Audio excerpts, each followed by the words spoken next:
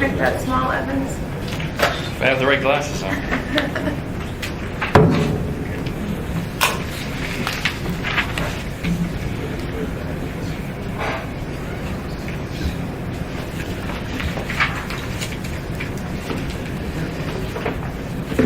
Are we waiting for Erica? Yeah, she's getting some more copies, but we've got the recorder here. We can Okay, get started. is it starting? Yes. Okay, great. We'll go ahead and get started then. It's 10:05. This is currently the Title 21 committee meeting. We'll start with introductions. Mr. Weaver, if you'll start. Jerry Weaver, Community Development. Tom Davis, Planning Division. Carol Long, Planning Division. Pete Peterson, Assembly. Bill Evans or something? Ernie Hall. Amy Domboski. Eugene Gable, to represent myself. Tim Potter, Val. John O'Day. Pat Holby, Bass Pro Shops. Brian Oster, Bass Pro Shops. Jody Side, City of Anchorage Municipality. John Swissel, Non-Rich Planner. Cheryl Richardson, Anchorage Citizens Coalition. Perfect.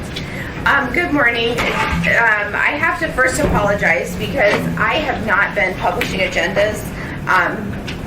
We will be there next week, and I do say next week because it is the intent of this committee to systematically work through land use planning issues that may develop. And the reason I started this by saying currently the Title 21 committee, because there was a request by assembly members to potentially change the name of the committee to look more holistically at these type of issues, development issues, and I think potentially economic issues.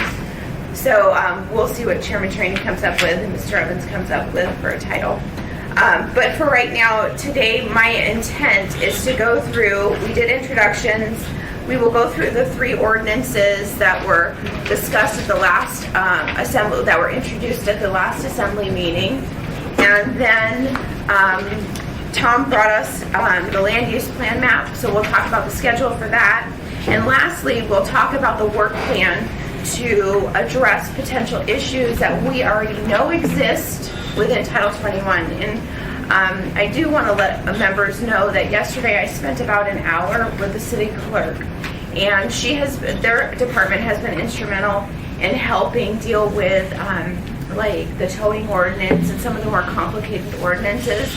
I look at this as a collaborative process, and so it'll be very important to have a representative from the mayor's office there, and Jerry will have to help us with planning, staff help, whoever he thinks is appropriate. I suspect it'll probably be Erica, but we'll talk about that when we get there.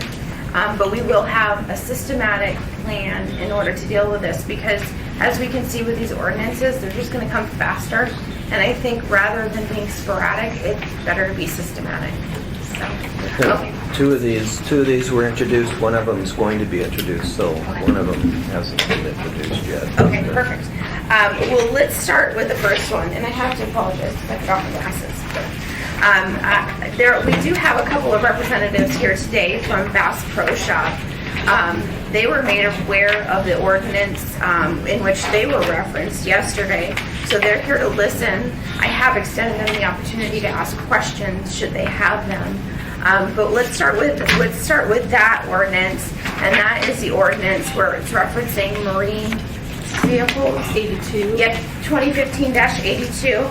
And Erica or Jerry, whoever is appropriate, will let you just walk us through this in kind of a very systematic fashion, if you don't mind. And Sure. Well, we were approached by someone who I understood was a representative, a local representative of Bass Pro, who were looking to expand their business onto another frag lot within the Glen Square property to do boat repair. And we looked at the old code and the new code, and we discovered, or they want to do boat repair. Or it was my understanding, and perhaps the gentleman can correct me if I'm wrong, but that there was a desire to build the boat repair and do some boat storage. And so we looked at both the old code and the new code, and determined that it would be appropriate to make some changes to allow small boat sales and repair in our general commercial district of E3. We have those facilities around town. They exist under the old code. They they, when they're limited to small boats that are similar in the size to cars or RVs and they can fit within a normal garage door, they're kind of the same, they have the same impact. So we put together some amendments to allow the sales and the repair of boats that are less than 30 feet in length and less than 12,000 pounds. And 12,000 pounds is the weight limit between a kind of a regular vehicle and a heavy equipment. And I did do some research on Bass Pro's website to determine, as far as I could tell, that they didn't sell anything that didn't meet these limitations. So, and then we also tried to clarify that boats are not considered vehicles. They are something that is separate from vehicles. Title IX defines vehicles as something that goes along the street. And so we just wanted to be consistent with Title IX. So we added a definition of vehicle into our Chapter 14, and that's the very last page where we said vehicle has the same meaning as Title IX, and then we went through every place in the code where vehicle was mentioned, and if it was appropriate to add boats, we added vehicles and boats to kind of take care of that discrepancy, because it really wasn't clear. Sure, can I ask, and this is, I just ask questions because I just don't know the answer. So when I was reading that, and I was going through trying to really decide the definition of a boat versus a car. For example, I have to register my boats with the DMV. They all have VIN numbers. They're very specific. They're a means of transportation from A to B. Boat, motorcycle, car. To me, I look at them all as transportation means vehicle. What impact does that really have practically when we classify a boat as not a vehicle?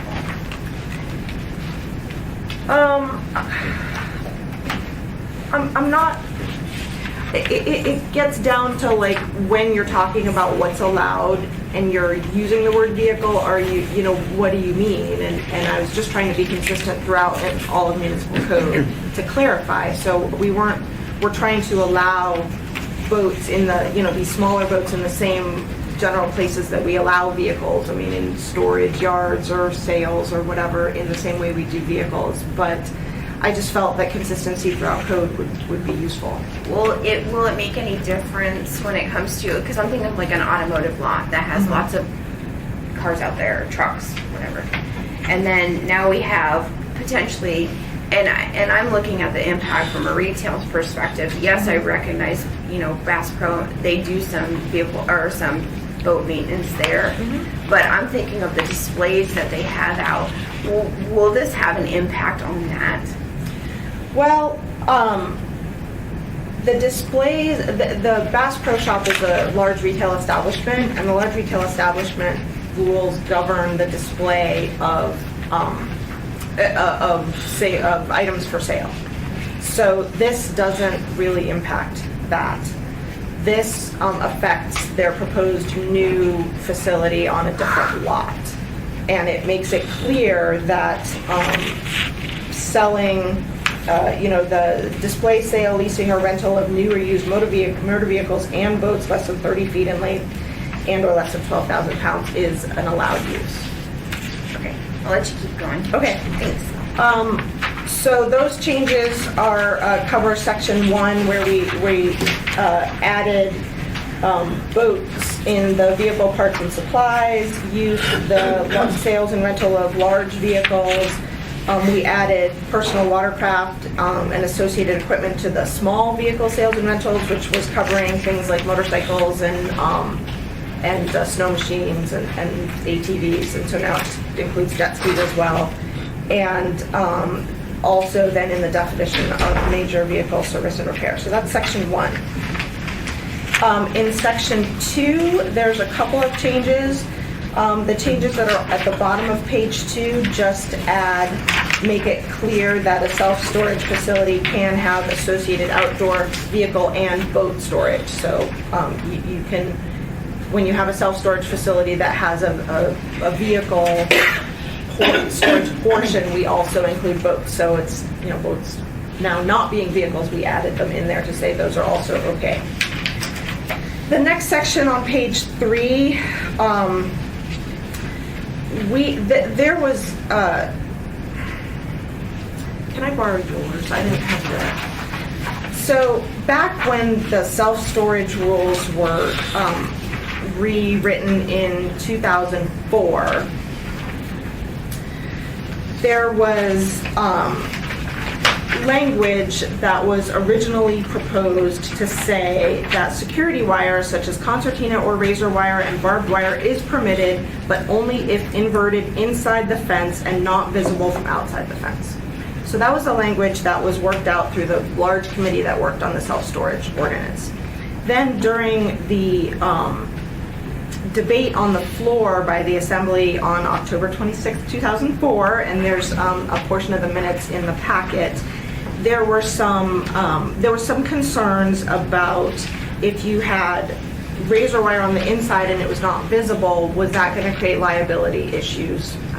I can only imagine, I guess, if people climbed the fence and then got hurt on the razor wire somehow, the owner would be liable, I guess. I'm not a lawyer, so I don't know. So then they said, okay, well, now you have to,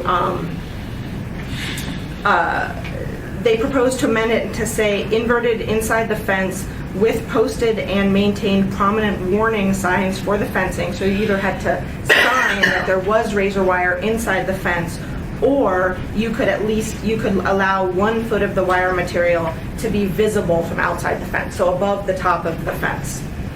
So the language got changed to say security wire such as concertina or razor wire and barbed wire is permitted, but only if inverted inside the fence with posted and maintained prominent warning signs for the fencing, or with a maximum of at least 1 foot of the wire material exposed and visible outside the fence. Some people, so when I read the minutes, I don't see that there was any intent of the Assembly to say, well, now you can invert it outside the fence. It was clear from the amendments that they made that the intent was to keep it inverted inside the fence, but it could show up above the top of the fence. But some people now interpret this as saying security wire is permitted if it's inverted inside the fence with the warning sign, or no more than 1 foot of it shows above the top of the fence. And they've kind of separated out the, they don't apply the inverted inside the fence to both of those situations, but it's clear from the intent that that was what was agreed upon, and that's what the community feedback that I've heard is, people who are involved in the process said that was expected. So we've proposed an amendment to just clarify that the security wire has to be inverted inside the fence. If it isn't visible, you have to have signs, but it can show up to 1 foot above the top of the fence. I have a kind of a silly question. Well, first, let me start with a reasonable question, which is, what was the date of that meeting again? It was October 26, 2004. Right, I think I saw. Yeah, in the Yeah. packet, there's a page of the I was minutes. gonna say, I thought I saw. But the second thing is, and I'm just functionally thinking of how security wire is supposed to work. So if you have a fence and you have the wire sticking out above, if you invert it, doesn't it make it easier for people to be able to get over it? Or maybe wouldn't the point of it to be hanging over just a little bit towards a person trying to, because it'd be harder to get around it if it's sticking out towards me. I go to climb the fence, it's harder to do this than just throw a jacket over and do that. It's very effective either way. It's fairly nasty fencing. I've never tried it, so I'm asking. Probably a good I idea. mean, common sense tells me if it's sticking out a little bit this way, being that I'm standing facing the fence, if it's sticking out, it would be harder to get over, hence. Well, I think the agreement through the process at the time was that for particularly aesthetic reasons, this should be, put to the inside. Right, I can understand that. I just go back to what's the purpose of security wire. But there's a compromise, I understand that. Mr. Evans? Do we have any sense of if there are currently establishments that would have to change their fencing if this was passed? Nobody would have to change because they would be grandfathered in the way they are. So this would apply to new establishments, or if an existing establishment didn't have a fence or didn't have security wire and then wanted to put it in the future, then it would apply to them. So if you want to change something, essentially, like if you're already existing and you want to make the fence bigger, or if you want to change your fence, or what if somebody crashes their car into your fence and you have to replace it, then you're no longer grandfathered, right? Well, it has We've to had be- those discussions. It has to be destroyed by more than 50% in order to have to bring it into conformance. So presumably a car crashing into just a portion wouldn't be able to do that much damage. I remember the whole fencing discussion with the whole, you know, The point, the Yeah, the fences metal with the- palisade fences. yeah, those. Yeah, that's right. And what is the reason we care if it's inverted in or inverted out? I think it's essentially aesthetics. Mr. Peterson, did you have a question? Amy? Yes, Mr. Potter. I'd like to address your comment because I was on the committee and I did testify at that hearing. The real intent was to try and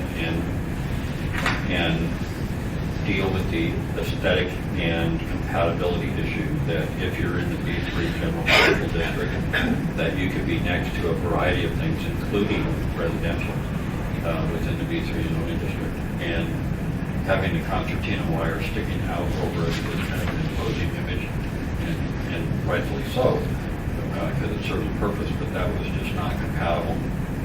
So the issue of going inverted was an attempt to try and still maintain your security, but be a little bit friendlier to the overall aesthetic and compatibility with the neighborhood.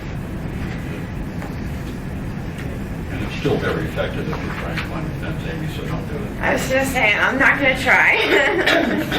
Okay. Go ahead.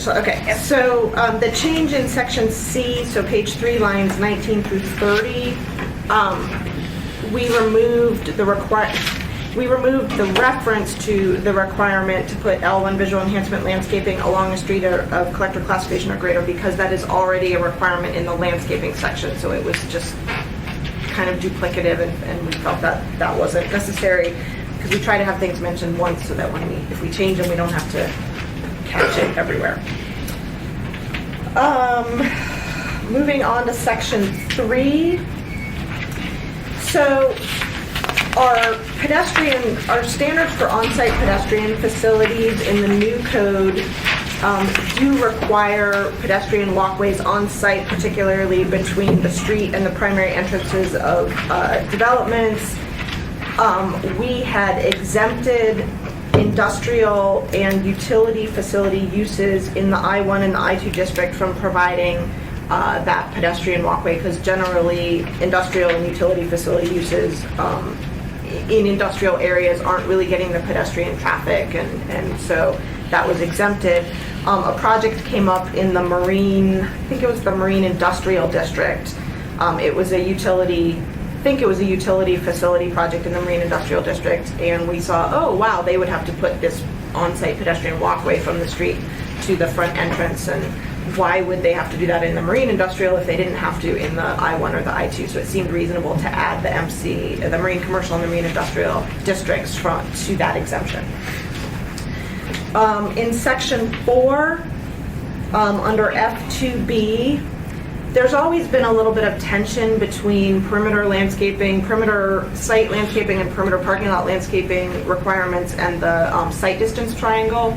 The site distance triangle is a clear area that is for when a car is at an intersection, so 2 streets or a driveway in a street, when a car is leaving a site or making a turn onto another street, you have to leave a clear area for them to be able to see oncoming traffic in order to safely leave the site or make a turn from one street to another street. So we have this required clear vision area, but oftentimes we'll have a landscaping requirement that includes trees. So we've always just made it work, and this just kind of formalizes that there is the administrative ability to make adjustments to the landscaping requirements to accommodate the clear vision area. Does that apply to like within parking lots? I'm thinking of like Glen Alps over there, and as you're coming in, there's a lot of trees, and there's a couple stop signs within the parking lot.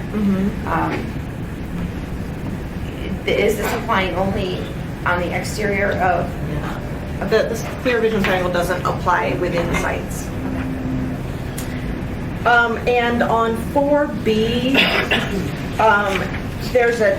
there's a warranty required for guarantee of landscape survivability. And there's a table, and I probably should have put it into the code, and I apologize for not doing that. But there's a table which you can see on page 7, I'm sorry, page 7 of the accompanying document that gives the amount of the required surety based on lot size, and the table begins at 10,000 square feet, implying that any lot under 10,000 square feet doesn't have to provide this surety. So we just added an amendment into the text to clarify that lots less than 10,000 square feet in area were exempt from providing this. So we're making the text consistent with the table. Moving on to page 5, we're clarifying a parking requirement for self-storage facilities. The existing parking requirement only talks about self-storage units, but it doesn't talk about how much parking is required when you have an associated vehicle or boat storage area. So if you have, a building that has self-storage units and then you have a big parking lot where people can store their RVs over the winter, how much parking is needed for that parking lot? And so this just clarifies that you don't count each parking space as a storage unit. You count it. I mean, the parking requirement is the same, but it just clarifies for the staff and for developers that the parking requirement for the building with the units is different, except the same from the parking lot. I think I got what you're saying. Okay. Any questions? And then section 6, bringing characteristics into compliance. This is how we move. So this is in the nonconformities section.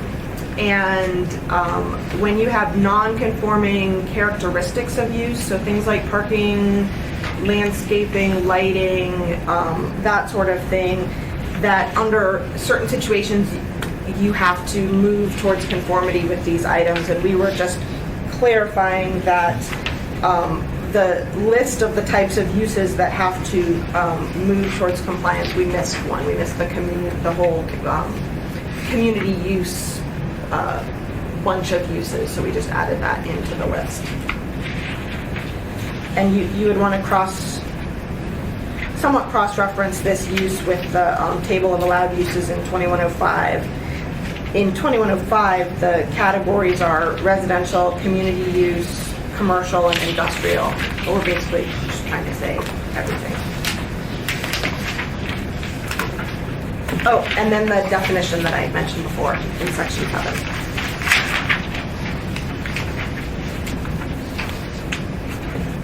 Mr. Evans? Just going back to section 2, when we were talking about vehicle, subsection 9, or number 9, vehicle boat storage yards. I don't remember what we said about that. Vehicle boat storage portion shall be accessory to the self-storage facility. What's that about?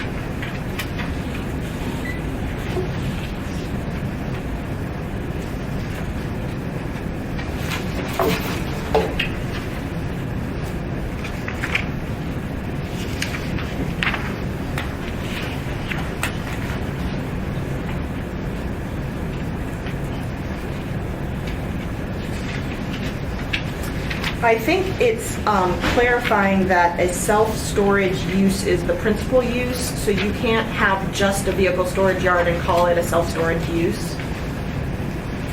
I believe we just brought this forward from the old code. That a standalone vehicle storage yard is considered a different use.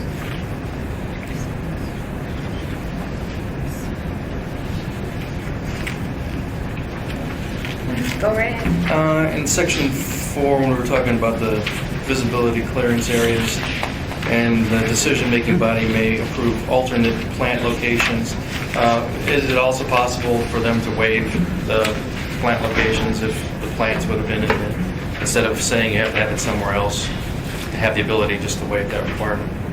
I would not interpret this to say that. generally, one of the things we've tried to do in the new code with the landscaping is, so the old code is very specific about one tree every 10 feet, every 20 feet on center. And one of the things we've tried to do in the new code is make that a little bit more flexible. So we require spacing only when the landscaping, we specify spacing only when the landscaping is buffer landscaping, which is intended to actually provide a buffer. But in those situations where we do say the spacing has to be, every 20 feet, this allows us to say, well, okay, you can group more to get out of the site distance triangle. But this would not allow reduction of the required landscaping. Are there any other questions as far as what Erica's presented thus far? Did you want to talk to the AM at all? Or Jerry, do you want to talk to your memo? No, for the most part, these are identified issues that have been brought up by the public and or staff that are pretty much cleanup on the Bass Pro. Had to do with property they acquired and to ancillary to their large retail establishment. The code wasn't complete. The new code didn't take those things and there are small little nuances in the code that need to be corrected, and that's what we've done. And my assumption then is because they're already an established retail area that has boat maintenance and retail sales, passage of this ordinance would have no impact on their current operation. Is that correct? Correct. This would enable the new development on the separate lot that they plan. That I understand. I mean, as far as I understand what they're planning to do. Do you guys have any questions? No, I think the no impact on the current situation or current site is what we're wanting to understand right at the moment. Because I was reading the fences and putting up fences, and that was going to be an expansive issue or something right now. Now, on a new site, we understand if it's going to be a new service area or something like that. Maybe there's a different code for that. So I guess that's my general understanding. They're totally two separate, distinct property issues. Since we're a large retailer, we consider that a Yeah, little different than a service. Your present facility is governed by the approval given by the planning commission on a large retail establishment. So it sounds like we're acceptable there. It's just this new venture. It's in accordance with that approved plan. Okay. That's my question. Any questions from other members? Any questions from members of the public? Wonderful. Thank you very much for that. Okay, so that is the first one. Erica, do you want to go ahead to AO number 2015-83? Sure. And this is relating to signs. Yes. So this essentially does two things, and I'm going to talk about the menu boards and ordering screens first because I think that is a little more straightforward.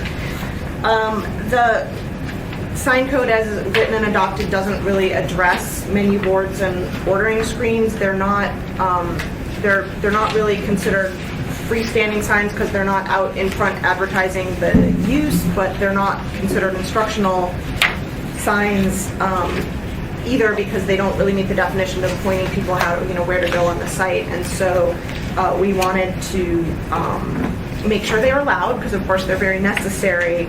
And so we pulled proposed language from the International Sign Code. I think that's what it's called. But yeah, the sign code that is comparable to the Uniform Building Code or the International Building Code, that sort of thing, as what they recommended for the size of menu board and ordering screens and the types of things we've seen so far fit in with these sizes. So they seem to be reasonable and working for your Starbucks, your McDonald's, that sort of thing.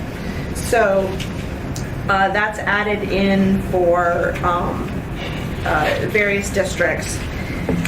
The other issue is the issue of architectural features. So, Can we talk about menu boards first before we go Yes. further? Sorry. Go right ahead. is there a I know you just took this from apparently a national standard, but is there any reason that we, as a community, care whether the percentage on a menu board of their advertising is no more than 20% versus whatever they want to do with it? Well, we have a limitation on the amount of advertising that can be done on instructional signs. And so I think we were kind of trying to be consistent with that you know where you are. You're there because you want to go to whatever that particular facility is. So why do we need to provide larger signs so that they can, maybe catch visibility from off-site? Well, it wouldn't be necessarily a larger signs. We're just talking about a percentage of the sign size anyway. What we're restricting is that the 20%, their logo can be no more than 20% of the sign. So really, small sign, big sign, still just 20%. And I was just wondering why we care. Right. I think that's a good point, Mr. Evans, because when you're thinking about it, I mean, the purpose of signs, maybe all it is their logo, right? But it's an instructional sign. Well, it's got to be one of those menu ordering boards, and you've seen them everywhere we go, and they're all, they're functional, first of all. They have to be electronic and all that stuff. I think the goal is to make them no larger than necessary, and the logo isn't really necessary for the function of the menu board. But again, if we put a max on it, maybe it's not that important. Because I thought that no larger than necessary makes sense to me too, because under instructional signs ordinance, we say that signs are not larger than necessary to serve the intended instructional purpose. I don't know why we just can't say that for these menu boards and leave it at that. And so instead of specifying the exact contours and details within their sign, I just think that'd be, because I don't get the impression that the community is up in arms about menu boards or things like that. So it just seems like 30% used for their logo. It's appalling. But that would just be my recommendation, is to make menu boards and ordering screens no larger than necessary for the intended purpose. And we'll get just a diverse variety of menu boards that way, which will add to the glamour of Anchorage. I don't think we have any objection to that. Okay. Mr. Peterson, did you have a question? No. Comment? Positive remark? Okay, just checking. Go ahead, Erica. Okay, architectural features. So the determination of sign area says, the sign area shall include the face of all the display area or areas of the sign. The sign area shall include the frame and structural support unless such structural support is determined to be an architectural feature as defined in Chapter 21:14. So then you go to Chapter 21:14 and it says, any construction attendant to but not an integral part of the sign, which may consist of landscape, building, or structural forms that enhance the site in general. Also, graphic stripes and other architectural painting techniques applied to a structure that serves a functional purpose, or when the stripes or other painting techniques are applied to a building, provided such treatment does not include lettering, logos, or pictures. So this puts us into a situation where staff is required to make interpretations about whether something is integral or not and whether it enhances the site in general. And this leads to conflict with sign designers and builders, because what you may think enhances the site, I may not. I mean, what does that really mean? And we don't really think it's appropriate for staff to be making that sort of judgment call. So what we propose is to increase the maximum sign area by, and we're talking freestanding signs here, to increase the maximum sign area by 10% and remove the provision for an architectural feature. So that the entire sign area is now a little bit larger, but all we're doing is saying, yes, this sign meets the area limitations, and we're not making a judgment call about what's in the sign, what's part of the sign, what's not part of the sign.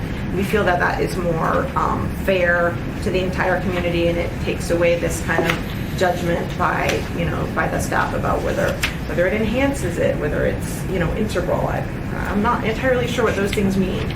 I like where you're going with that. Any comments from assembly members? I guess. You always have a comment. It seems that way. Do we have any, I mean, like we had for the previous ordinance, do we have any sort of record of what was discussed, back when this, or whatever committee worked on this and how it. I don't think for this particular one, but we've had many discussions with applicants about this issue, and it's not been an easy one for them or staff to work through. And we just determined that just removing that feature from the calculations and increasing the percentage was it would cause less contention if they develop their signs. Is 10% the right number? It appeared to us to be the right number to increase the size sign, and I guess we will hear from the public if they think differently, but then you might think differently. Well, I think, personally, I think the intent is we don't want massive billboards popping up everywhere that obstruct view and all these other things that can happen. So when we're taking out the pretty factor and leaving the architectural design and things up to the people building the lot, I mean, I personally think that's a better way to go and restrict the actual size. That's where you're really concerned about because of visibility issues. Yeah, just from a historical perspective again, sorry about this. I think where the primary issue of architectural feature dealing with signs came from was when the Century 21 Theater went in, and they've got the big kind of Art Deco structure that has neon lights and everything on it, and then the sign that says Century 21 is actually pretty small. And there was a pretty huge debate about whether or not that constituted a sign, or was that a architectural feature of the building. And to be considered to be part of the building, that it needs to be an integral part and necessary for the structure of the building. So there was a big debate about that, and it actually kind of got resolved, I think, at the building official level, that there was a call made, and I don't know that that ever really got codified as to exactly how to deal with that. My only concern with the site signage is that I want to ask Erica, how does this impact when you do a campus like Providence or the Native Medical Center or UAA signage, when you're trying to brand the campus so that when you're there, you know that when you see that background sign image, and Providence has those, we went through a campus signage plan, that the actual sign is set on a pedestal, basically, as a monument, all having the same shape. And it actually may be 10% bigger than what the face of the sign is. Two things on the Century 21 sign. It was an illegal sign because it was a roof sign, and the code prohibited That signs. was the debate. But on the Providence project, I think, we had that discussion with you about what was part of the architectural features of whether it was structural, and I think this ordinance probably would have made the Providence signage a little less contentious. It also continues to exempt the portion that is located below the sign face area, and its accompanying frame does not contain a message and is clearly distinguishable from the sign face area. So it still exempts that kind of base Right. area. What I haven't done is taken a look at, say, Providence's signs, for example, because they have a kind of a framework that the sign is actually on that is set back a little bit, and it comes up the side, goes up fairly high, and swoops down to the side, and then down. And I don't know if that area is equal to 10% or more of the overall face. Because as I hear it now being talked about, what you see in an image would be the sign. Maybe you could measure that for us. Only up to 10% of that could be an architectural feature. No.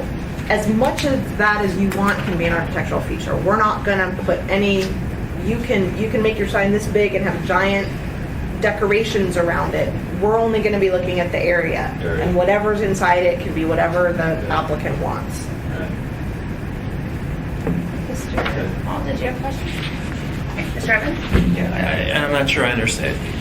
When we talk about architectural features with respect to signs, I get the impression sort of that, you know, somebody designs a sign and then has some sort of fancy kind of element around it or something that Like a shapes it, monument that or kind of, you know, ties in either to their building or to their message or something like that. It's really not the sign, but it's kind of fancying up the sign.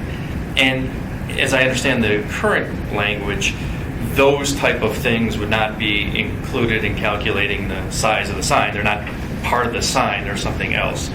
And what we're doing now is, I guess, all of that would just be measuring that whole monstrosity and saying that's the sign. Is that correct? You know, the last thing we looked at was that where we may not be the last one, but the recent thing that we looked at where we had a debate about this was the new sign on the Calais building. So as you're going north on C Street, it's on the left side, and they had their signs kind of, you know, in the middle, and then they had this frame around it. And when you look at the illustrations about how to measure sign area, it looks pretty clear that the frame is counted as part of the sign area because that's part of something that makes the size of the sign. But they were arguing that it was an architectural feature because the way the frame looked matched some feature on the building, which was, you know, 200 feet away. And you just end up arguing back and forth. And we don't want to argue about that. We want to say you can put as much frame as you want. You can make your signs big. You can make your signs small. You can have frame. You can not have frame. But you just have to meet this size. And all we're going to do is look at the size. And we increased the size from what's allowed now to 10% bigger. Deal with this change. And whatever you do within that max size is up to you. So they're not going to get the size of the sign. They have the max size, and then they can't build a huge monument around it. They Correct. have, this is the size, this is your thing. Artistically, you deal with it as you will. Yes. Sure. Yeah, and I understand the point, and it makes a lot of sense. I tend not, I don't agree with that approach. It's more philosophical. I mean, I think I like the elements of the code, and there are very few of them where there is that amount of discretion, simply because, having everything cookie cutter and set, just by math, I think takes away from, the possibility down the road where somebody comes up with a really attractive sign that does have these architectural features, and we're saying, no, you can't do that because this swoop has to be included in the calculation, and therefore the sign is illegal the way it is. You have to condense it. I know it could be difficult at times at your end of the desk to have those arguments, but I do like when we have the ability to say, okay, yeah, we looked at that. Actually, it makes sense. It's not offensive. It follows the spirit of what we're trying to do, and it just adds to creating better and more interesting designs, I think. But I understand the approach. Some people like it, some people won't. I feel pretty comfortable from a campus standpoint that would be going to the Urban Design Commission. If we asked for a sign variance that made sense and we could argue that case, I think that I'm more worried about the cumulative messaging on a campus, whether it's Providence or Alaska Regional or UAA or APU, that, when you're driving down Piper, that that's a Providence facility and that's the psychiatric hospital over there, the Institute, and that's the important part of it. But you can get there by virtue of doing a campus signage plan that goes to the Urban Design Commission to address any issues that you have if you increase size. And that way you get to take into account, okay, for Alaska Regional, you're on 40-mile-an-hour road on DeBar, and the text size has to be bigger so that people can actually read it as they're going by, and that might force you to a bigger sign. So I feel pretty comfortable that, now that we want to get into a deal where we're doing huge background pieces to the sign for every business in town. That's what we were trying to get away from. sign ordinance.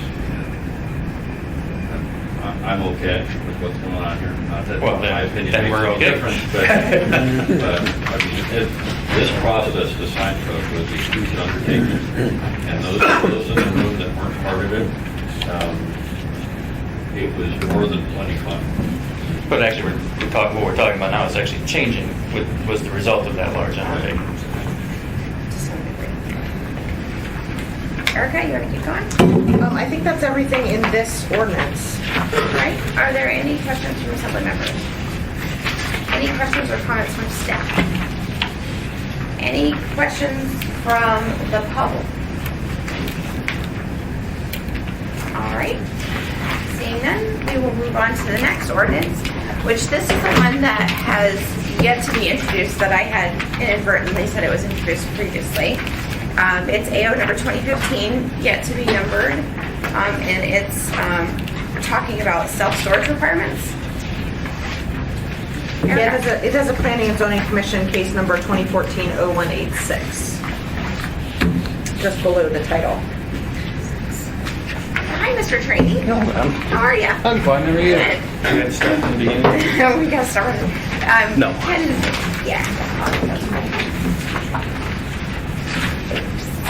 We are about to go over this one. Sorry I was It's late. about to be introduced. Had a meeting with the mayor, so sorry about that. Oh, no worries. Okay, so in broad terms, this ordinance makes some changes to the common procedures section. It brings the process for altering street names back into the code, and it makes some other minor modifications, which we'll walk through. So, in section 1, we clarified in the code how to request a pre-application conference rather than referencing that in the user's guide. And clarified that we do need to have the information about the proposed development at least a week prior to the pre-application conference. A pre-application conference is when we invite agencies that would have a potential interest in the development. So, consistently we invite traffic, fire, private development, building safety, watershed management, and the utilities. If it's on a DOT road, we'll invite DOT. So we bring them in for a pre-application conference, and it's an opportunity for the applicant to introduce their proposal, and it doesn't have to be finalized, but, it can be concept, but it's an opportunity for them to introduce it to the affected agencies, and then for us to provide feedback about, this looks good, or you might want to think about this because that could be a problem, or, I think what you're proposing to do here won't work, let's talk about some ways we can make it work, that sort of thing. In the new code, there are certain types of applications where this is required. But even if it's not required, we're happy to do it for people who want it. However, that said, we can't give useful feedback to the potential applicant unless they provide us the information about what they're looking at enough time in advance for us to actually take a look at it. So we frequently get requests, can we meet tomorrow? Can we meet in 2 days? And it just doesn't give us, everybody's busy, and it just doesn't give us enough time to take a look at it and give useful information. And if we don't give useful information to the applicant at the pre-app, they get surprised when they turn in their application, and then we're like, oh, no, it's not, you have all these problems. And they're like, well, what? We had a pre-app, nobody said anything. So we're trying to make the process work for everybody. So requiring the, and what we say here is a description of the character, location, and magnitude of the proposed development and any other supporting documents such as maps, drawings, models, and the type of entitlement sought. So it's very loose as to what information they can provide. We don't have a check-off list. No, you didn't get me this document, so we can't have the pre-app. But it is an indication that we do need an understanding of what's going on at least a week in advance before the pre-application meeting.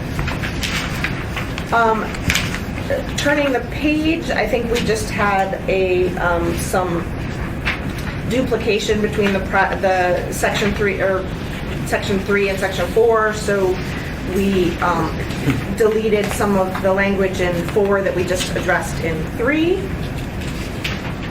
And that's section 1 of the ordinance.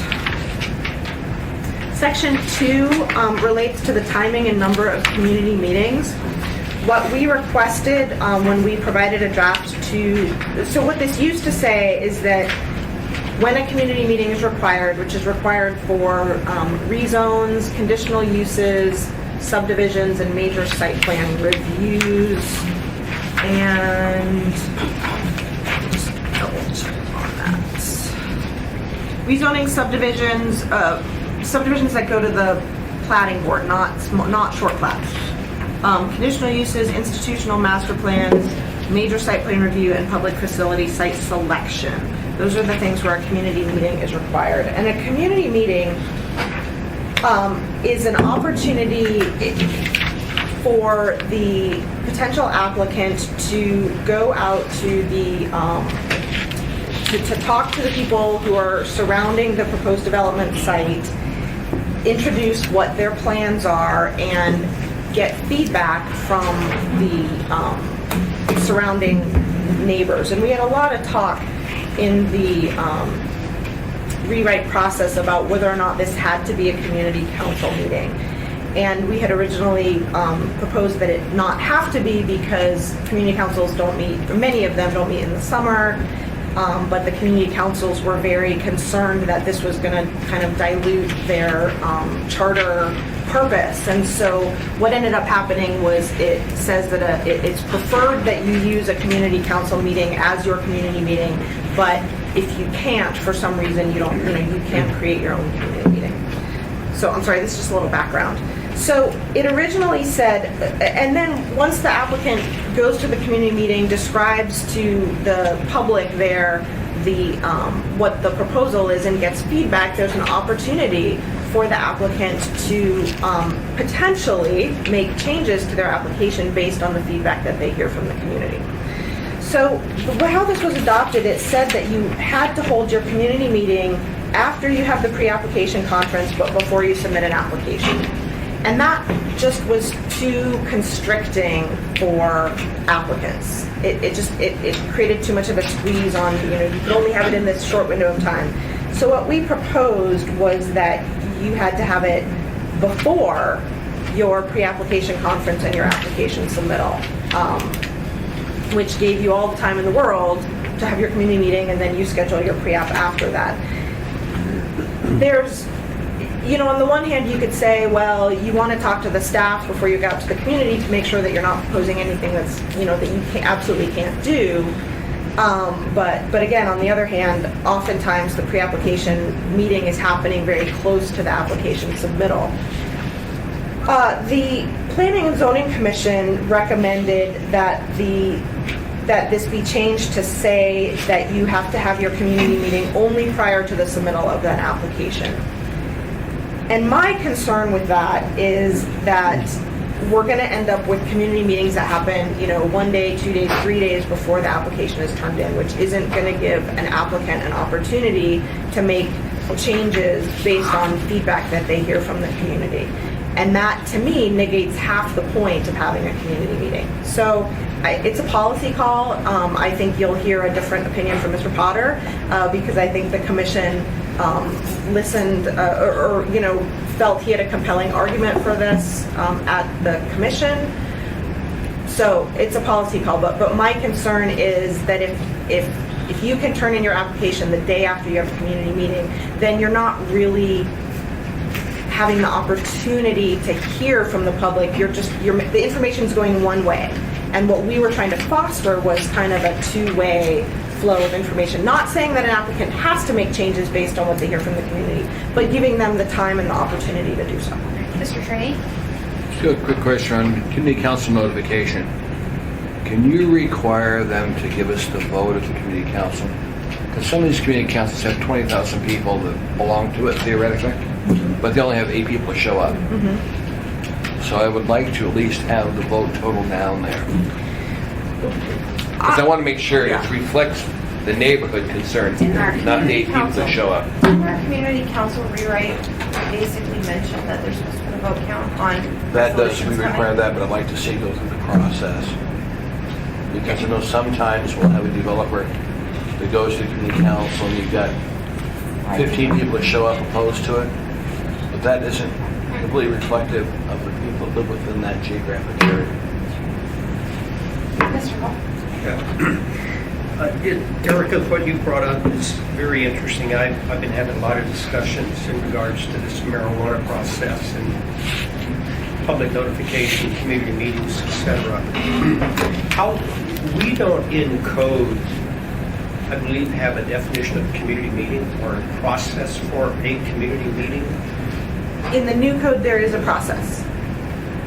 And can you briefly tell us what that is? So, it says the applicant shall use as its first choice the community council meeting of the project area as the community meeting when the community council meeting is available. So, ideally, they'll schedule their, they'll request to get on the agenda of the applicable community council, and that'll be their community meeting. They have to mail notice of the project being on the community council agenda or of their own community meeting. Say it happens in July and the community council's not meeting, then they set their own meeting. So they have to mail notice to the property owners and residents within 500 feet of the development site, and this is a mailing list that's provided by the municipality. They have to mail notice within at least 21 days ahead of the meeting that there's going to be a meeting, and then and it has to be convened at a place in the vicinity of the proposed development. So if it is the community council, that's considered, it's in the community council area, and if not, it should be somewhere nearby. And then there's a summary that's required to be returned to the municipality of what happened at the community meeting. Okay. Does that answer your question? It does, but I guess I'm still trying to figure out how we're going to handle this. The Marijuana Control Board, the Cynthia Franklin, we were discussing this. I was trying to find out how we got that we got proof, certification about a meeting occurring and how we would handle that. Because they were talking about if you're going to apply to the state for a marijuana license, you needed to apply for that license with a location. And that you had a meeting or you had given community notice that you had noticed the community that you were applying for a license at a specific location. If that goes to a community council, and I'm absolutely not advocating that community council, this is imperative. I'm just trying to figure out how we make sure that what happens at these meetings is the information that comes back. If Bill is applying for 2510 C Street to open a retail store for marijuana, and this can apply to anything we're talking about here. Doesn't go through a community council in the summer. He advertises, he holds a meeting, and then he gives no notification. There was no notification requirement to the municipality that was actually doing this. So I'm trying to figure out how we make sure that when this meeting occurs, Bill could go hold a meeting, come back, he could have all kinds of objections from the community. But who is there to validate? Bill may come in and fill the application out that says we met, we didn't have a problem, we're moving on. Everyone loved it. Right, Yeah. and that was my concern. So how do we know that what the community has said is being heard by, I'll use the term, the authority, Right. whomever that is?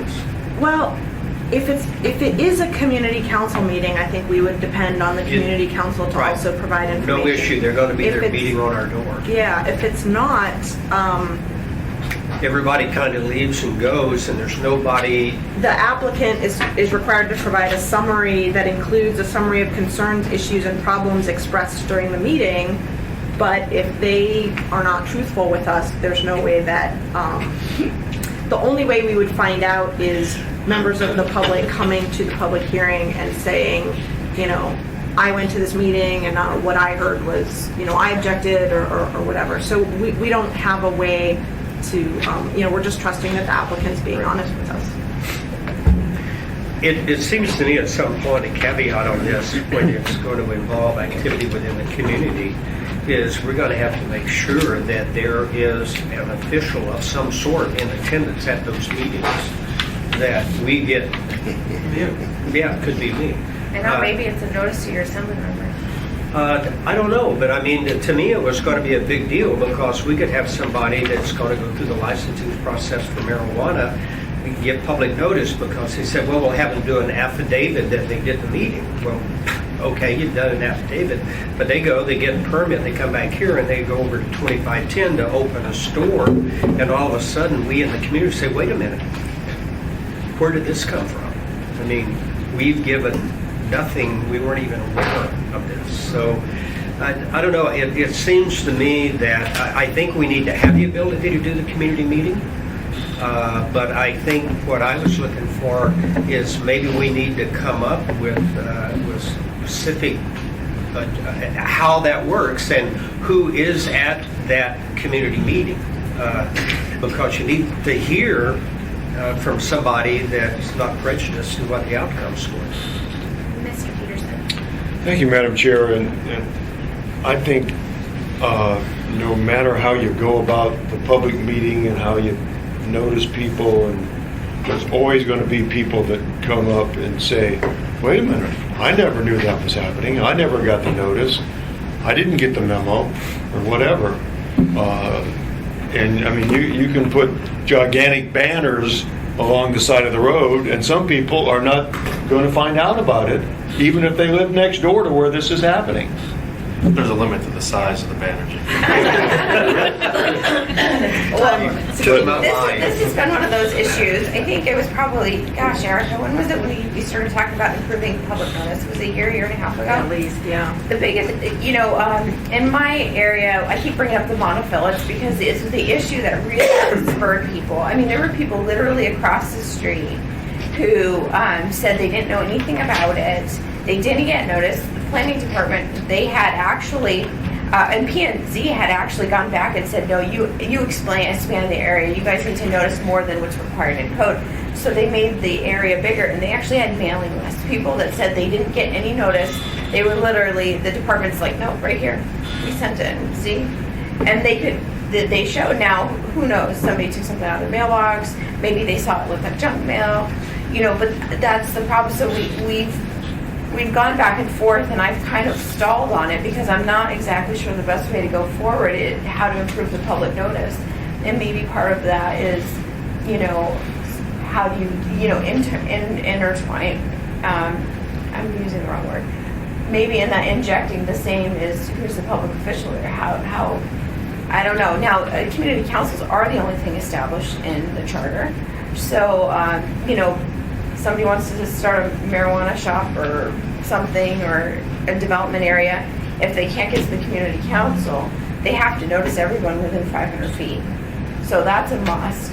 Is there a requirement in there too for maybe the assembly representatives from that area to be noticed? There's not. There's not. But there could be. There could be. Because then it goes back to the unbiased person, the person that's supposed to be fair, is your assembly members. You have to go. So that would mean, but the other thing that it would, you have a couple choices. One is to mandate somebody from a staff department is there. Two is to mandate, basically give notice to your assembly official.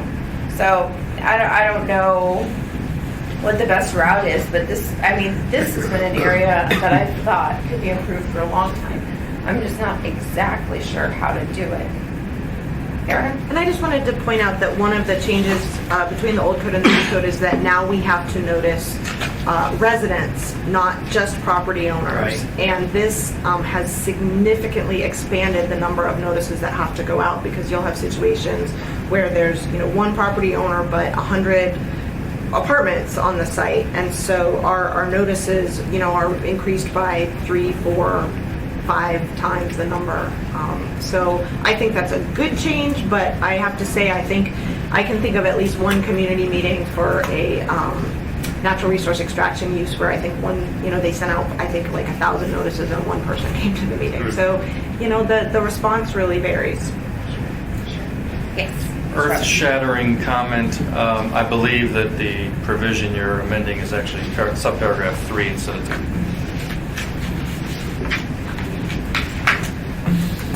I think you're right. Thank you. I do what I can. It's nice to have a lawyer around. That's what he's paid $6. Alrighty. I have Mr. Potter has something to say. I only, I think every assembly person here in the room regularly attends the meeting. And often there's 2 or 3 community council meetings the same evening. So it may be difficult to put the onus on the assembly person to be the authenticator of what was said.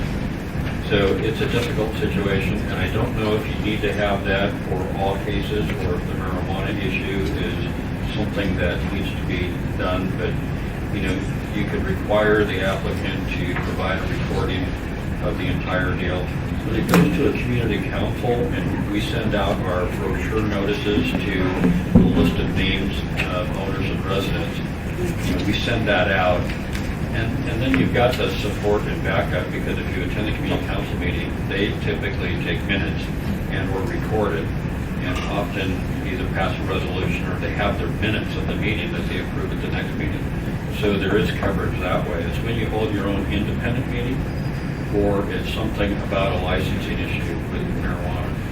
But there has to be the flexibility to not always go to the community council, because either they're not meeting or you can't get on their agenda for some reason. They don't have a quorum. They don't have a quorum. They maybe don't call you back when you ask multiple times to be on the agenda.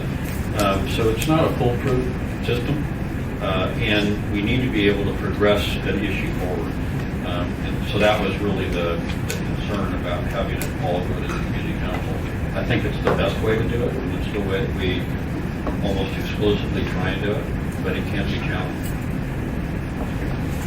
All right, so we are going to keep this up just a little quicker, just because we're...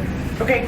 A few changes to the summary of notice requirements. We took out appeal of an enforcement order to ZEBA because that's actually covered under appeals to ZEBA, which is just below that. Although I do note that the required notice is different. Ms. Domboski, when we spoke at one point, you were considering requiring appeals to ZEBA to be posted, so that could be changed. Requiring that administrative site plan reviews get noticed to the community councils, and then adding in a section for street name alterations to be consistent with with the new stuff in section 4. Mr. Train. Eric, on street name alteration, are you requiring that to go to community councils or not? No. The addressing official, so can I start from the beginning about street name alterations, and then I'll touch on that? Thank you. For some reason, and I just don't remember the reason, the process for changing street names was taken, it's in the old code, it was taken out of the new code, and there was language put in that said, street names may be modified using the procedure adopted by the director, which shall be approved by the planning board. That was it. And changes in staff, and also a little bit more focus placed on regulations through Mr. Trombley's ordinance from a couple years ago, indicated that we really needed to bring this provision back into code about how to modify street names. So we added the section back in. That is what is in section 6 of this ordinance, and so we put it into the summary of notice requirements.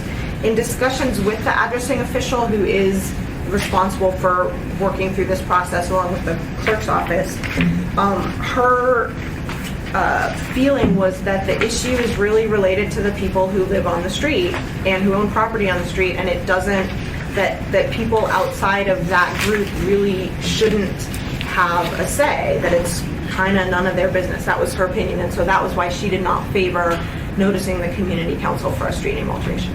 One thing I can tell you from previous experience, which I still owe you a street name, but the people on the street, they notice and they show up when you go to change their street. Nothing's more contentious, Amy, than changing a street name.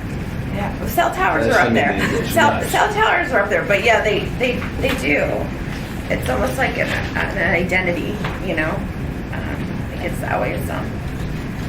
Okay, So section 4 is under the notice provisions, and it just clarifies that when we're doing mailed notice for street name alterations, we only mail to the people on the street. We don't mail to the people 500 feet around that.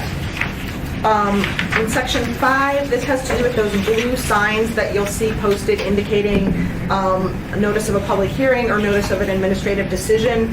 For a long, long time, the requirement both in old code and new code has been to have a bunch of like date, time, and place of the public hearing, property involved in the application by street address or legal description, nature, scope, and purpose of the proposed action. I mean, it requires a ton of information that you can't fit on the sign, and even if you did write really small and fit it all in there, people couldn't read it, especially driving by. So we changed this to make it consistent with how we've been doing it for a long time, which is the case number or case type, a contact phone number, and the municipal website address. And we make those as big as possible so that people can see them when they're driving by. And I think they work out pretty well. I've done that before where I've seen a sign pop up and I called and asked the department, and they right away they're like, oh, this is this issue, and they're pretty. And we get that. I saw a blue sign on this street. What is it? I mean, Yeah. they didn't see anything on the sign, but we're able to figure it out usually. So, section 6 is the new provisions for street name alterations. In the AM, I listed a couple bullet points of what's changed between the old code provisions and the new code provisions. I won't go through those now unless you want me to. I don't have the AM with me. Oh, because this hasn't been introduced. In the Yeah. AM, you will see That's right. the See, I don't remember seeing that. changes, and there's just a couple of bullet points. I think we'll have an opportunity to. I mean, this will be introduced for August 11th with hearing set for the end of August. So I think there's an opportunity to come back to this if you have other questions. Okay. Section 7. The self-storage facility does allow that certain facilities in our rural areas can have gravel parking lots instead of paved parking lots, but that does conflict with ADA provisions. So this just clarifies that the ADA spaces and the walkway from the ADA spaces to the main entrance has to be paved to meet ADA standards. Section 8, you won't see any changes to Section 8 because the Planning and Zoning Commission did not recommend, they didn't recommend the changes that were proposed by staff. This was something that was requested by Assemblymember Gray Jackson because she had an issue that had come up in her and Mr. Trainey's district. The issue is with number 3, lines 18 through 21 on page 7.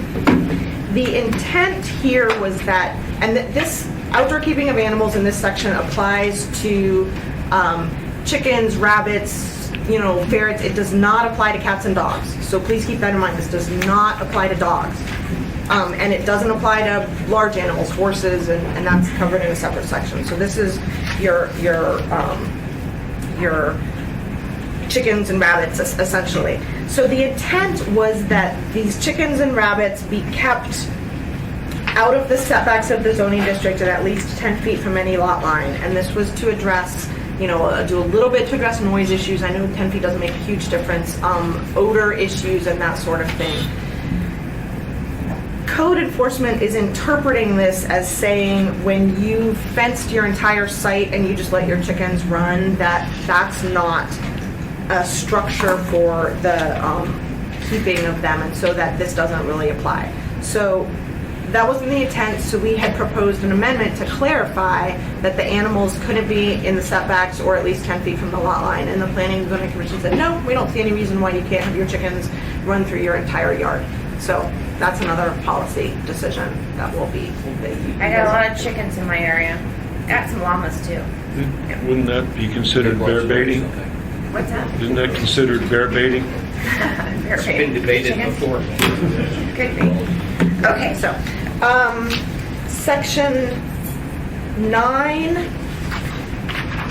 this has to do with requirements for structured parking And there's requirements for some screening and some landscaping and that sort of thing, and we wanted to clarify that when you have, it's a little hard to describe, but when you have a situation where the parking that is under, so structured parking includes parking that is under a building. So when you have the first floor of a building being used for parking, that's falls within the definition of structured parking. But we wanted to clarify that when the parking that's under the building kind of is part of the outside parking lot, it's kind of all one. You know, they may have some posts, but it's really just one big parking lot. It happens to extend under the building.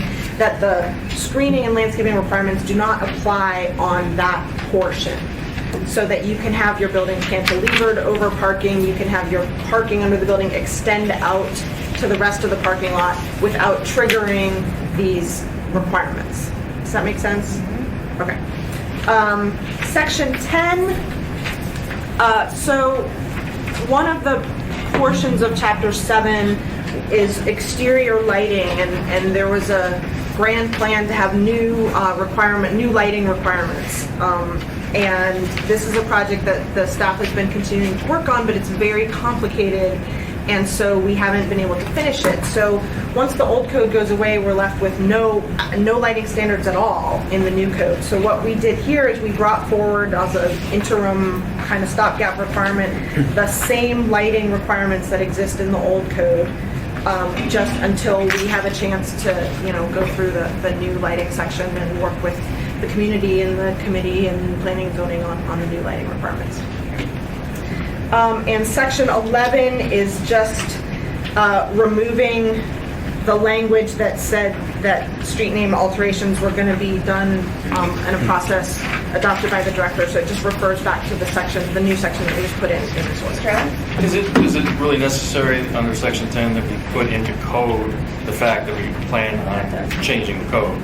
I mean, that if you're going to do it, but I don't know if we have to have a code section saying we're going to change the code, just to be more concise. We don't have to. We did that with the stream section, the stream setback thing. It just kind of puts everybody on notice that we are working on something, but no, it's not necessary. Well, and one of the things that I've noticed, I remember when Title 21, the rewrite was passed, it was clear in testimony and staff comments and assembly member comments that they knew there was issues they were going to have to work on and there was going to be changes.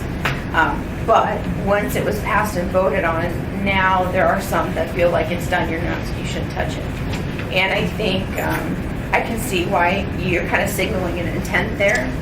And I totally, agree with Bill too. I mean, I agree with you both. There's multiple ways to do. There's multiple ways to deal with it, but I understand why it's there. So I'm agnostic. I don't care either way, honestly.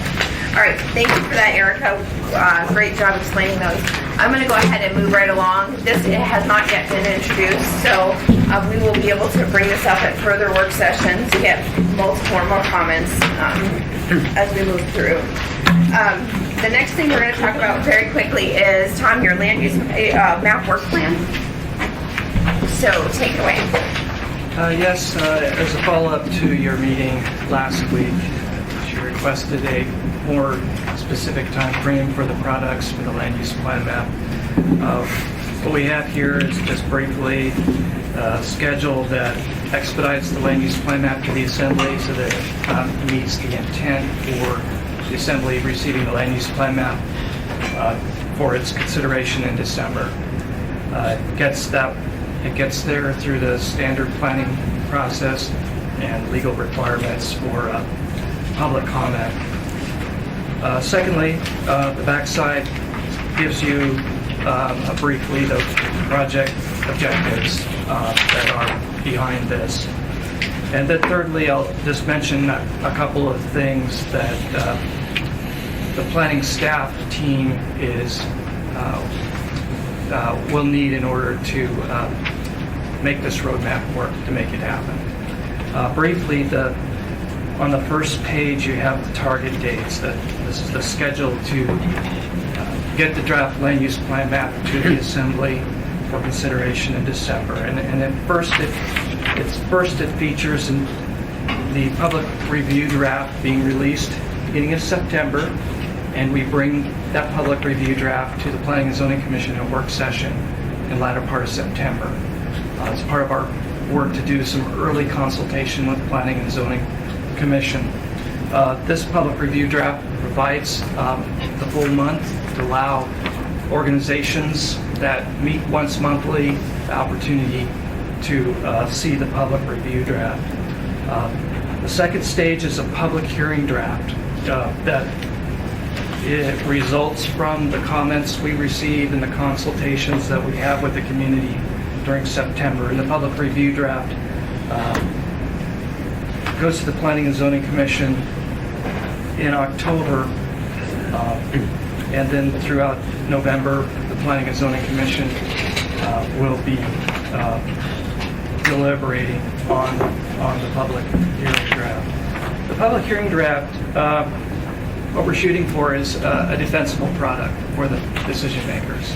And so it has had the benefit of a public review draft, which has been able to address what we anticipate a lot of public comments and a lot of ideas. And in our experience, from all sides of the spectrum, we learn a lot, and that enables us to have a public hearing draft that has resolved as many issues as possible and that is more likely to avoid project delays later on. And then lastly, Assembly, arriving at the Assembly early December at the bottom of the table.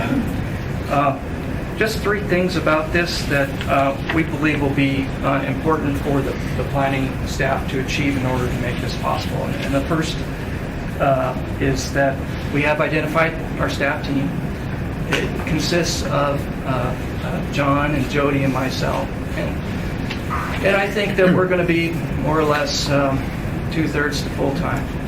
That's 3 out of 5 of your long-range section planners for the community throughout this project horizon. We're also making heavy use of our municipal GIS resources, and we do have about 4 contractors currently doing work for the long-range section in various ways that we'll be leaning on during the early part of this period. So that's some of the staff resources. Will also be, of course, be as needed, getting help from Erica's section and other agencies. The second thing of the three that we believe we'll need in order to make this happen is early consultation and cooperation of the Planning and Zoning Commission. This is an aggressive schedule, which on our part we will need to get with Planning and Zoning Commission beginning in August, discuss the project and schedule with them. It does require them to meet several times more than usual, particularly in November. And from our side, it behooves us to get with the full commission early on to get their thoughts on the public review draft. The last thing is in terms of early consultation and participation, Planning and Zoning Commission, the same thing applies to the community at large. And of course, that includes the community councils, but it also includes the other organizations and interest groups in the community. We've identified about a dozen community councils, which we believe are in areas where the land use plan map is proposing changes from current. We've also identified approximately a dozen community organizations from across the perspective that will have an interest in it, from the Housing Anchorage Group, the Industrial Land Study Advisory Group, where we want to have the opportunity to get their input as well. And in order to do that, we'll be working early on with all these stakeholders in order for them to be aware that this is coming at the end of August, early September, and we want to have a game plan with them in order for them to be able to have the opportunity to understand it, provide informed comment, and influence their plan. So those are the three things we'll need in terms of staff resources, Planning and Zoning Commission cooperation, and then working closely with the community partners. Mr. Hall? Yeah. Tom, on these planning and zoning deliberations to be requested each Monday, would those meetings be solely to hear testimony on this, on the land use map? I'm assuming they'd have most of them, yes, and we are thinking of at least 3 commission meetings. And that's based on our experience with the commission. Typically, they meet once monthly, and it takes about 3 months or more for them to work through the Twice process. I'm sorry. Twice monthly. Well, yeah, they meet twice, I'm sorry, they meet twice monthly, but on, often on a plan. They often are, they're covering that project once monthly.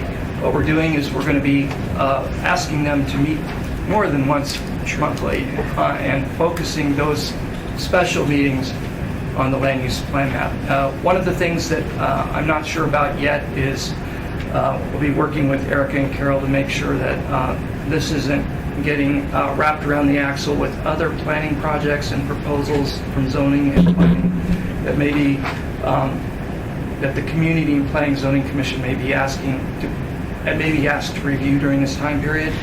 For example, I'm keeping a close eye on where the UMED plan will be. And so ideally, yes, these meetings, including the public hearing, as much of the meeting, or all the meeting possible, be focused on this project. I think something we got to give consideration to is, we're looking at this through November, which is the holiday season, asking people that are volunteering their time to step up and do 2 more meetings. I mean, it would be incredible if they could. That's kind of the only fly I see in the ointment here, is making that request to that board that's not compensated to step up and do 2 more meetings within a month. So I think prior to us actually saying, yes, this is the plan we want to go, let's get some feedback from that board and the reality of whether they're willing to do that or not. And if not, then I think, and we constantly hit this, we're in the middle of the holidays, we're in the middle of summer, but I think realistically we may have to look at moving that date back a little bit to be able to accommodate that. And like I say, it depends on how heavy of an agenda they're dealing with at that particular time, because we have no idea what might be before them. But that's going to be a crucial part of the plan, is P&C hearing public input. And with that, I've got to run chair a meeting myself. All right, thank you, Mr. Hall. Mr. Tree? Tom, when you figure out which 12 community councils you're talking about adjusting, let me know, because I meet with the Federation on the 3rd Wednesday of every month. So, for example, if you know by August, let me know, and I'll talk to the community councils and let them know what's Next coming. meeting is Wednesday. And if you need more assembly meetings in December, let me know, because it's easy enough for me to call a special meeting. I want to make sure you've got all the opportunities you need to spread this out. All right, Okay. thank you. Thank you. Thank you. And, just to tag on, I recognize that this could be a challenge for PNC to get this through, but with all the changes to Title 21 and how the importance we put on the land use map, I think, we talked about this last time, I think it's crucial to get this portion of it done, because it's that incredible important piece of the puzzle, I think. Especially, yes, Cheryl.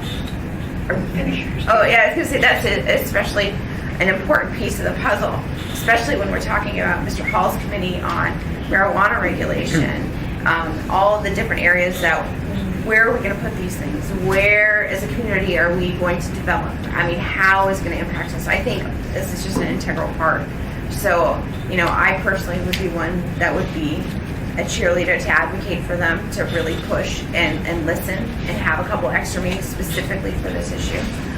But we do have to make sure it's widely, publicly noticed, and people, whether it's community councils or HALO or any of those other groups, they have to weigh in on this process. So I want to thank you folks for bringing a schedule forward. I think that's a good first step here. We're in the middle of many first steps, but I think this is a very tight time frame, and I think the public is just as interested in this as the developers are. So I think we all have a stake in this, and my concern is that it takes a while for things to penetrate into the public awareness, into our awareness of what's happening and how this will affect our lives, our neighborhoods. So I would ask that somehow you make sure that these folks have a tremendous communications budget. And just catch us, as you said, you know, the sign could be across the street from your home and you didn't see it. So the other catchphrase I remember from PTA days, it takes 8 contacts before someone hears what you're saying. A person has to hear it 8 different times, different ways. So again, I think we either have community conflict during this section or we have it after it's adopted. So it'd be nice to just kind of minimize the conflict, work these things out, starting ASAP. Yeah, I agree. We don't have a clue what's in there. I agree. Well, I agree. We really have to make sure we have great communication. And one of the things we're looking at with substantial potential industrial development, especially with something as contentious as marijuana, we have to make sure we're ready for it. And I think this is an important piece of that puzzle, especially when you look at my district. My district has most of the industrial land. And it's a conversation that people are going to have to have. And I think the map will start that conversation. But you're always going to have people, once it's approved and it's built, they're going to come back and say, why are you putting this next to my house? So it's important we start early, I think. With that, we've lost most of our assembly members just because we are a few minutes over. But I do want to just follow back on, I had briefly breezed across it, but it's important enough that I need to reiterate it. This committee will start meeting every Wednesday at 10 a.m. in the same location.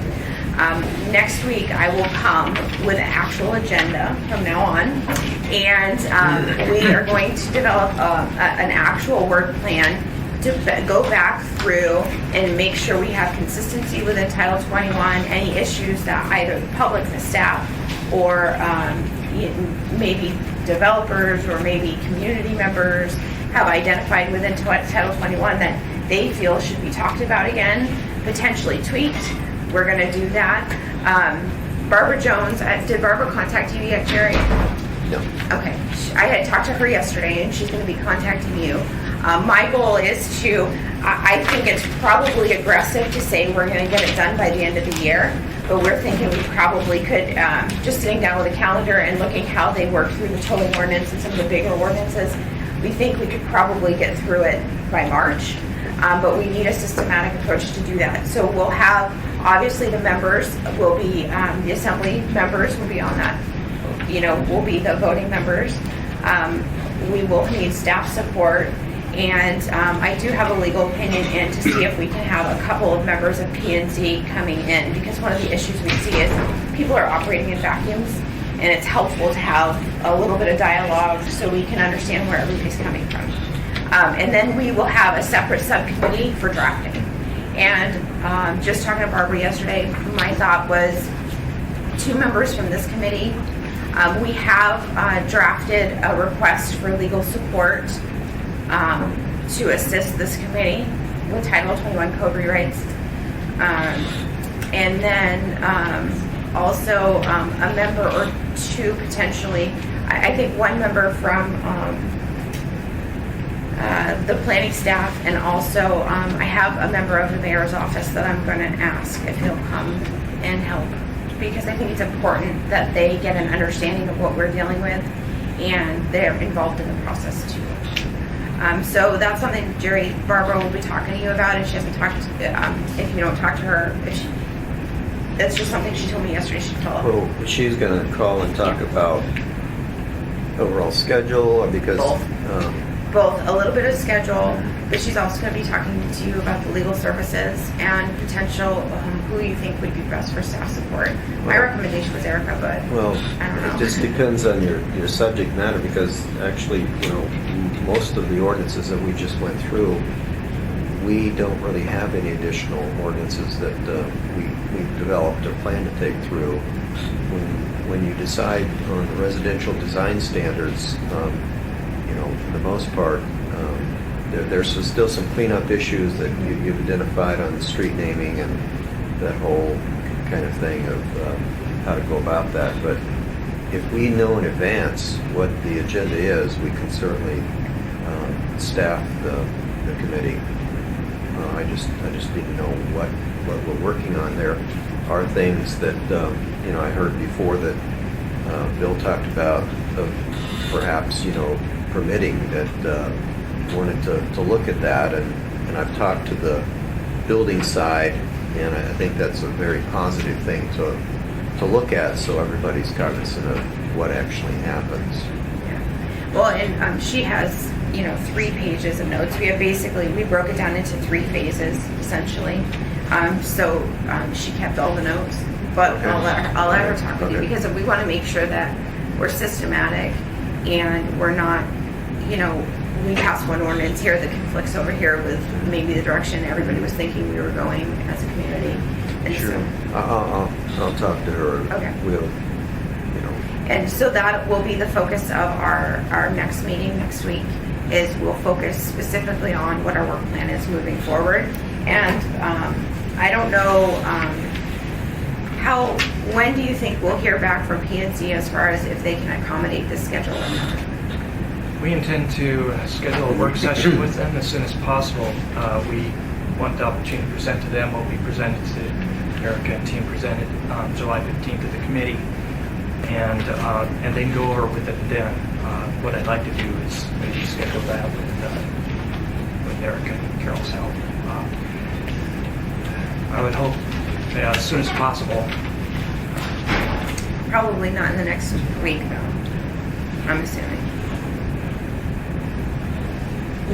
We can raise the issue with the sheriff, that's no problem. I don't know if he'll be willing to commit without speaking to all the members, which they may choose to do by email, or they may wait till their next meeting, which is August 10th. So, Okay. So I don't anticipate our next meeting next week will be an hour and a half. I expect, it at most would be an hour. But as a committee, I think it's important that we solidify a path forward to revisit issues within Title 21 that people are talking about that they think need to be addressed. So we'll, May I ask one last question? yes. Yeah, and this is just an informational question from Jerry and Tom and Erica and Carol's standpoint. You're putting a lot of effort into what is going on right now, getting the land use plan map and that. I know that you don't necessarily have GIS services in your department. And we have very good working But relationship is that, with the GIS. is that time being charged through an interdepartmental thing, so it's actually impacting your budget? as well? Actually, we have IGCs, but they've been doing it without charging. I mean, that's really important to know. I was very concerned that with the intensity of the burn rate of money for that activity, that you're going to get caught in a budget constraint. And I wanted the two of something. It all depends on how many times we ask them, but we're getting ready to ask them for some additional support too, but we have a very good working relationship with them.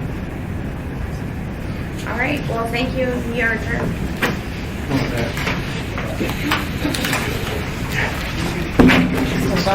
Yesterday, the company had a department of law.